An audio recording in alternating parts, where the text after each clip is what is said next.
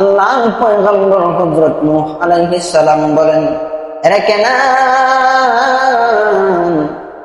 এই যে মহান মালিকের পক্ষ থেকে আযাব আসতে আছে, আল্লাহ তাআলার পক্ষ থেকে বড় ভয়ঙ্কর আযাব, যে আযাবে পতিত হয়ে একটা মানুষ দুনিয়াতে বাঁচতে পারবে না রে, শুধুমাত্র কেবলমাত্র ঈমানদার ছাড়া।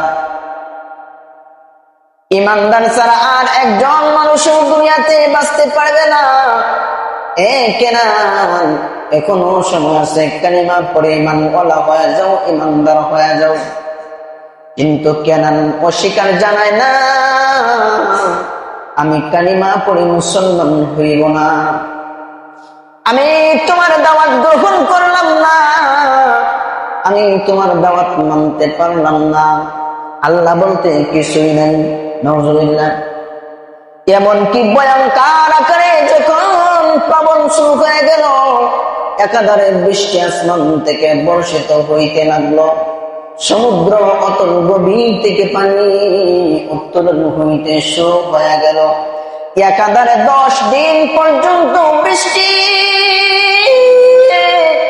আর জমিনের অতল গভীর থেকে পানি উঠতে শুরু হয়ে গেল। এমন সময়ের ভিতরেও পয়গম্বর নূহ আলাইহিস সালাম সন্তানের পিছু, বাবা কালিমা পড়ে ঈমানদার হয়ে যাও, কিন্তু সন্তান বলে না, আমি কালিমা পড়ে ঈমানদার হইব না, হেদায়েত পাইল না। নূহ পয়গম্বরের সন্তান বলে, ও বাবা তাকায় দেখো, এই যে তোমার পানি যতই বাড়তেছে, আমি ধীরে ধীরে ওই বড় বিরাট পাহাড়ের চূড়ায় আরোহণ করব, তোমার এই আযাব আর গজব পানি আমাকে ধরতে পারবে না।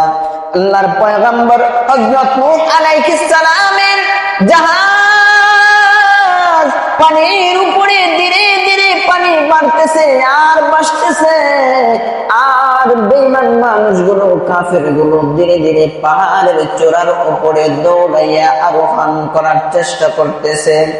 এমন সময় পয়গম্বর নূহ তাকায় দেখে,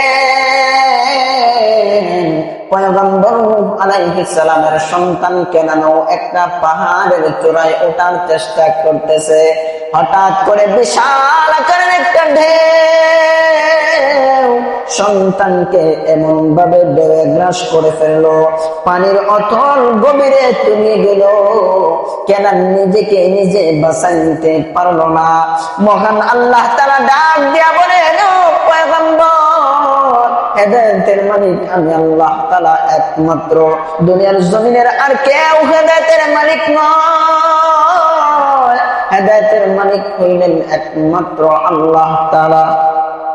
পয়গম্বর নূহ আলাইহিস সালাম আপন ঔরতজাত সন্তানকে হেদায়েত দিতে পারলেন না।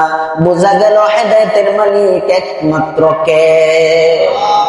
আল্লাহ যদি হেদায়েত না দেন তাহলে কেউ হেদায়েত পাইবে না। যতই ওয়াজ আর নসিহত করা হোক না কেন, যদি আল্লাহ হেদায়েত না দেন তাহলে হেদায়েত পাওয়ার